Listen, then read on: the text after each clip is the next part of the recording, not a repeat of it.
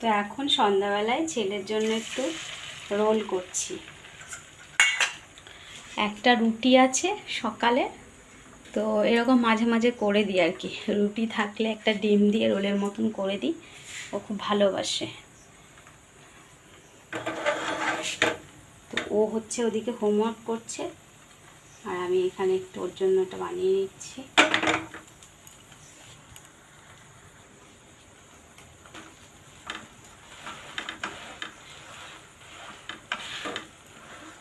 রুটির থেকে ডিমটা একটু মানে বেশি ছড়ানো হয়ে গেছে। খুব সামান্য তেল দিয়েছি,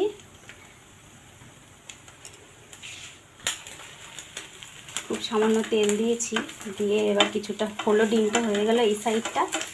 এবারে আমি এই সাইডটা একটু উল্টে দেবো, ব্যাস। রুটি তো আগেই বানানো আছে, গ্যাসের ফ্লেমটা বন্ধ করে দিলাম।